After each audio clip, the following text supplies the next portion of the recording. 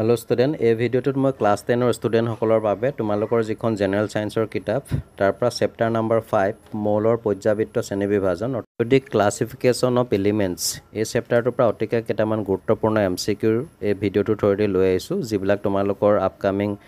Half yearly exam বা তোমাৰ pre test আৰু এছএছএলসি ফাইনেল এক্সামত অহাৰ সম্পূৰ্ণ সম্ভাৱনা আছে মই ইয়াৰ পূৰ্বে তোমালোকৰ যেটো চেপ্টাৰ নম্বৰ 1 ৰাসায়নিক বিক্ৰিয়া আৰু সমীকৰণ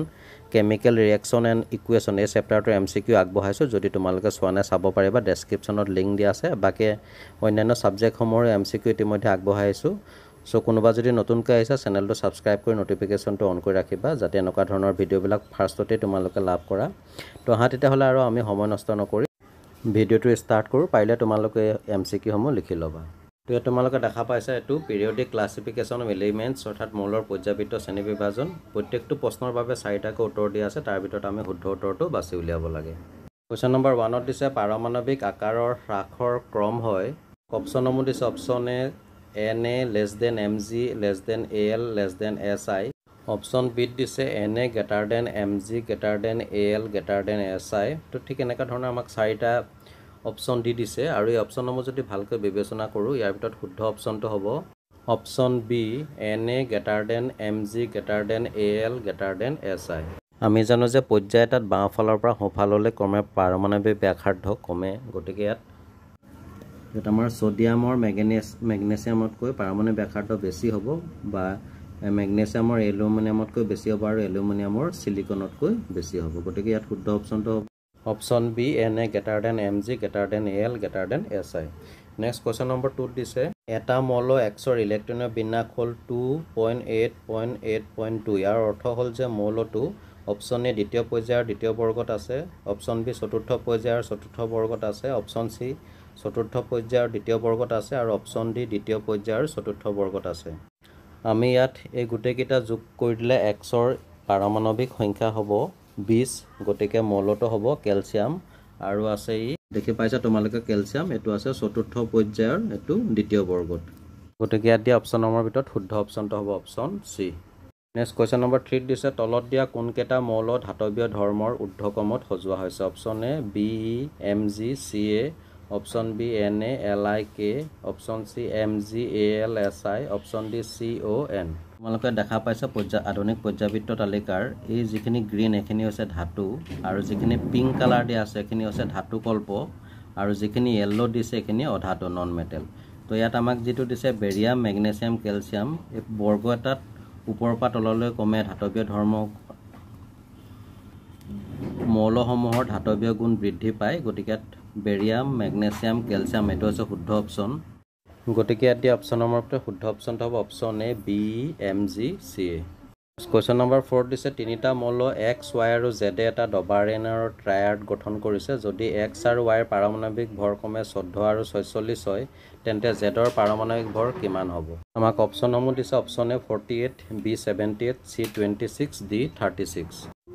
আমি পাইছিলো যে ডবাৰেনৰ ট্ৰায়াডত মৌল তিনিটা কিহতৰ পাৰমাণৱিক ভৰৰ বৰ্ধিত ক্ৰমত সজালে মাজৰটোৰ পাৰমাণৱিক ভৰ আন দুটা মৌলৰ পাৰমাণৱিক ভৰৰ গড় মানৰ প্ৰায় সমান হয় এটা আমাক দিছে 14 আৰু 46 গতিকে ইয়াত আমাৰ শুদ্ধ অপচনটো হ'ব লাগে অপচন বি 78 আমি 14 আৰু 78ক যদি প্লাস কৰো 92 পাম আৰু মাজৰটো গড় মান বুলি ক'লে তাক 2 ৰে হৰণ কৰিলে 46 পাম নেক্সট কোৱেশ্চন নম্বৰ 5 ত দিছে তৃতীয় কক্ষত থকা সৰ্বোচ্চ ইলেক্ট্ৰনৰ সংখ্যা হ'ব option A 18 b8 c6 d12 ইয়াত তৃতীয় সেল মানে হৈছে m সেল আৰু m সেলত সৰ্বোচ্চ সংখ্যক ইলেক্ট্ৰন থাকিব পাৰে এটো 18 এখিনি তোমালোকে চাবা যথেষ্ট ইম্পৰ্টেন্ট হয় so here the correct option is option A 18 question number 6 ত দিছে 2.8.2 ইলেক্ট্ৰনীয় বিন্যাসৰ মৌলটো হ'ল option A sodium B magnesium C carbon D aluminium ইয়াত 2.8.2 গুটেকেটা প্লাস কৰিলে 12 পাম আৰু 12 হৈছে মেগনেছিয়ামৰ পাৰমাণৱিক সংখ্যা গতিকে শুদ্ধ অপচনটো হ'ব option B magnesium next question number 7 এটা মৌলৰ পাৰমাণৱিক সংখ্যা 12 হলে আধুনিক পৰ্যাবৃত্ত তালিকাৰ কোনটো পৰ্যায়ত আছে অপচন এ প্ৰথম বি দ্বিতীয় সি তৃতীয় ডি চতুৰ্থ ইয়াত মৌলটোৰ পাৰমাণৱিক সংখ্যা 12 বুলি কৈছে গতিকে ই প্ৰথম দ্বিতীয় তৃতীয় পৰ্যায়ত আছে গতিকে ইয়াত দিয়া অপচনৰ ভিতৰত শুদ্ধ অপচনটো হ'ব অপচন সি তৃতীয় থাৰ্ড নেক্সট কুৱেশ্যন নম্বৰ 8 দিছে তলৰ কোনকেইটা যৌগই ডবাৰেনাৰৰ ট্ৰায়াড গঠন নকৰে option A lithium sodium potassium option B দিছে NPAS option C CaSrBa option D ClBrI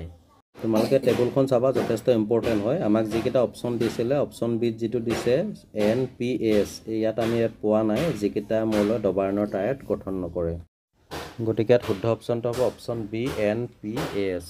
next question number 9 দিছে বৰ্গ 17ৰ মৌলসমূহৰ যোজ্যতা option A 2 B1 C3 D0 হৈছে আধুনিক পৰ্যায়বৃত্ত তালিকাৰ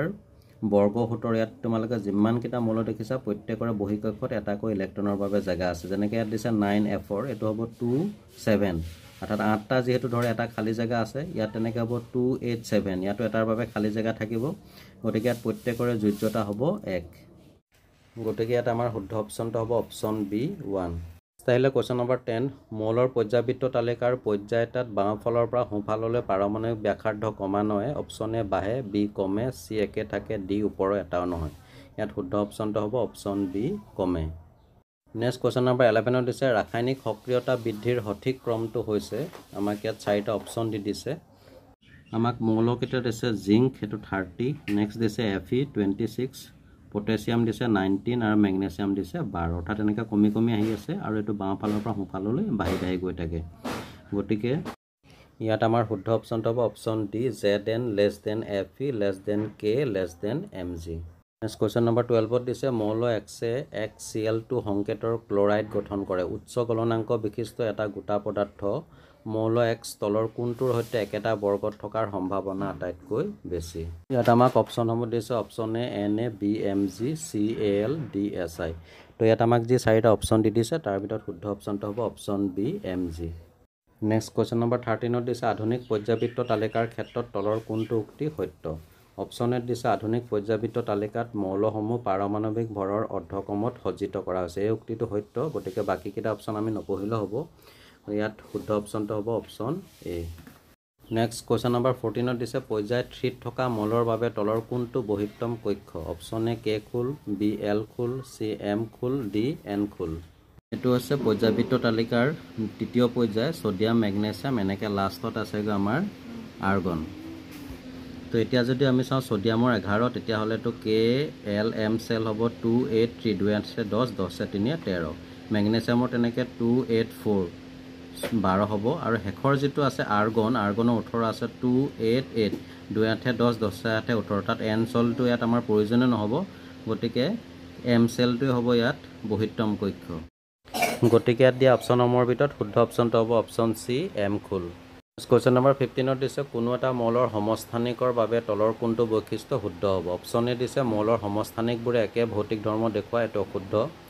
বিত দিছে মৌলৰ সমস্থানিকবোৰৰ পাৰমাণৱিক ভৰ একে হয় এইটো শুদ্ধ আৰু চিত দিছে মৌলৰ সমস্থানিকবোৰৰ পৰমাণু ক্ৰমাংক একে হয় এই উক্তিটো শুদ্ধ হয় সো ইয়াত আমাক শুদ্ধ অপশ্যনটো হ'ব option C next question number 16 দিছে এটা এলুমিনিয়ামে 60 কৰা অক্সাইডটো হৈছে option A EO4 BE2O3 CeO2 DeO ইয়াত শুদ্ধ অপশ্যনটো হ'ব অপশ্যন বি E2O3 আৰু ইয়াকে একা অক্সাইড বুলিও কোৱা হয় মনত ৰাখিবা নেক্সট কুৱেশ্যন নম্বৰ 17 দিছে মৌল A B C D আৰু E থকা ইলেক্ট্ৰনৰ সংখ্যা ক্ৰমে 9 11 17 12 আৰু 14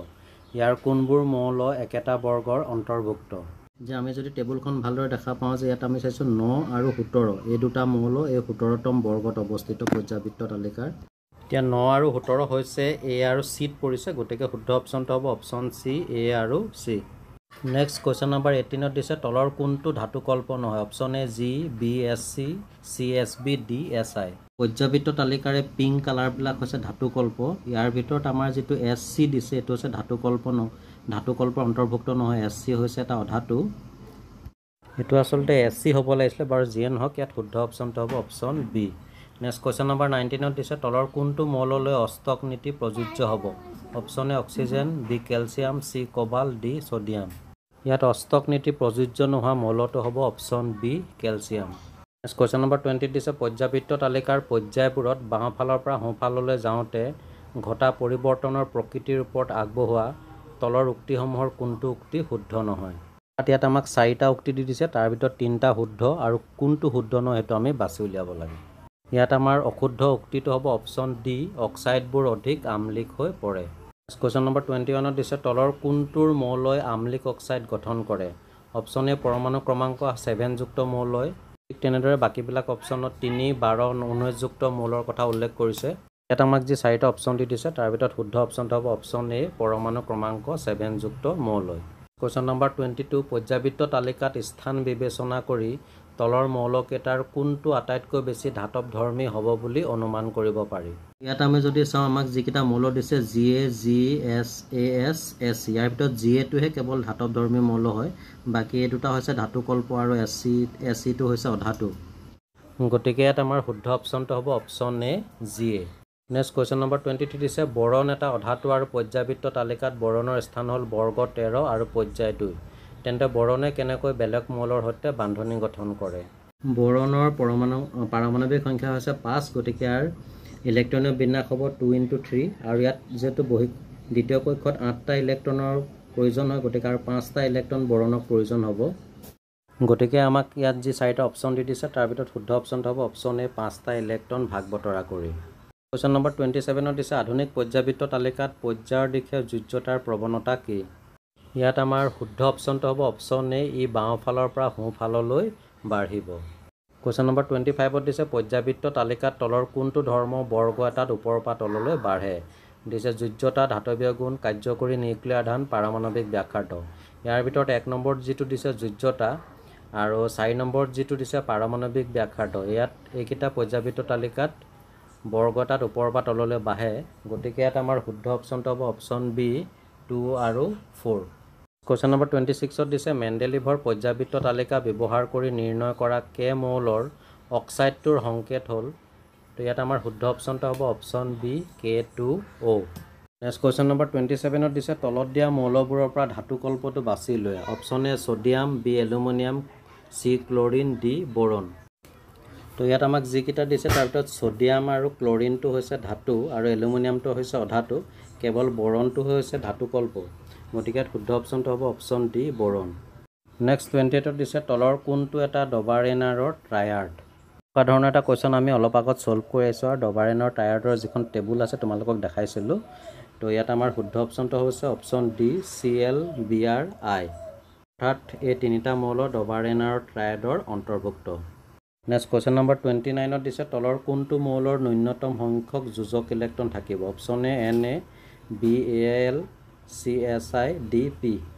তো ইয়াত আমাৰ যি 4টা অপশ্যন দি দিছে তাৰ ভিতৰত শুদ্ধ অপশ্যনটো হ'ব অপশ্যন এ অৰ্থাৎ ছ'ডিয়াম। নেক্সট আহিলে কুৱেশ্যন নম্বৰ 30 মৌল এটাৰ পাৰমাণৱিক সংখ্যা তাৰ পাৰমাণৱিক ভৰতকৈ অধিকতৰ মৌলিক এই কথাষাৰি কোনে আগবঢ়াইছিল? Option A Mendeleev, B Dobereiner, C Bohr, D Henry Moseley. ইয়াত আমাৰ শুদ্ধ অপশ্যনটো হ'ব অপশ্যন ডি হেনৰী মজলে। এবাৰ কুৱেশ্যন নম্বৰ 31 দিছে দ্বিতীয় পৰ্যায়ৰ মৌলসমূহ একাদিক্ৰমে লিথিয়াম, বেৰিলিয়াম, বৰণ, কাৰ্বন, নাইট্ৰজেন, অক্সিজেন, ফছফৰাছ আৰু নিয়ন। ইহঁতৰ ভিতৰত কোনটো মৌলৰ পৰমাণু আটাইতকৈ ডাঙৰ? ইয়াত আমাৰ শুদ্ধ অপশ্যনটো হ'ব অপশ্যন এ লিথিয়াম, অৰ্থাৎ দ্বিতীয় পৰ্যায়ৰ মৌলসমূহৰ ভিতৰত লিথিয়ামৰ পৰমাণু আটাইতকৈ ডাঙৰ। কুৱেশ্যনটো দিছে প্ৰথম বৰ্গৰ ধাতুসমূহ একাদিক্ৰমে lithium, sodium, KRS, CS, FR ৰ ভিতৰত আটাইতকৈ ডাঙৰ পৰমাণু থকা মৌলটো হ'ল? Option A RB, BCS, DLI, DFR। ইয়াত আমাৰ শুদ্ধ অপশ্যনটো হ'ব option D FR। Next question number 33 দিছে আধুনিক পৰ্যাবৃত্ত তালিকাৰ বৰ্গ এটাত ওপৰৰ পৰা তললৈ আহিলে মৌলবোৰৰ যোজ্যতা ক্ৰমান্বয়ে অপশ্যন এ ক্ৰমে, বি বাঢ়ে, চি একে থাকে, ডি ওপৰৰ এটাও নহয়। তো ইয়াত আমাৰ শুদ্ধ অপশ্যনটো হ'ব অপশ্যন বি বাঢ়ে। Next question number 34 the last MCQ তলৰ কোনবোৰ মৌলৰ ৰাসায়নিক ধৰ্ম আটাইতকৈ মিল থকা বুলি আশা কৰিব পাৰি? ইয়াত 4টা মৌলৰ ইলেক্ট্ৰনীয় বিন্যাস চিত্ৰৰ সহায়ত দেখুৱাইছে আমাক আৰু চিত্ৰটো যদি আমি ভালদৰে চাওঁ 1 নম্বৰ আৰু 3 নম্বৰ চিত্ৰটোত চাবা দুইটাৰে বহিঃকক্ষত 5টাকৈ ইলেক্ট্ৰন আছে। গতিকে শুদ্ধ অপশ্যনটো হ'ব অপশ্যন ডি 1 and 3। তো ডিয়াৰ ষ্টুডেণ্ট এয়া আছিল তোমালোকৰ সাধাৰণ বিজ্ঞানৰ চেপ্টাৰ নম্বৰ 5 যিটো মৌলৰ পৰ্যাবৃত্ত শ্ৰেণী বিভাজনৰ কেইটামান অতিকে ইম্পৰ্টেণ্ট MCQ যিবিলাক তোমালোকৰ হাফ ইয়াৰলি এক্সামৰ লগতে প্ৰি টেষ্ট বা মেট্ৰিক পৰীক্ষাত অহাৰ সম্পূৰ্ণ সম্ভাৱনা আছে ইয়াৰ ভিতৰৰ পৰা আহিব। তো তোমালোকে এইখিনি পাৰিলে নোট কৰি ল'বা আৰু এনেদৰে বাকীবিলাক ছাবজেক্টৰ MCQৰ ভিডিঅ' ইতিমধ্যে মই আগবঢ়াইছোঁ বা ইন ফিউচাৰতো আগবঢ়াই যাম। লগতে হাফ ইয়াৰলি এক্সামৰ কুৱেশ্যন পেপাৰ আহি আছে মোৰ চেনেলৰ থ্ৰুৱেদি তো চাই থাকিবা RB লাৰ্ণ কাম এণ্টাৰটেইনমেণ্ট আন এটা ভিডিঅ'ত পুনৰ লগ পাম আজিলৈ ধন্যবাদ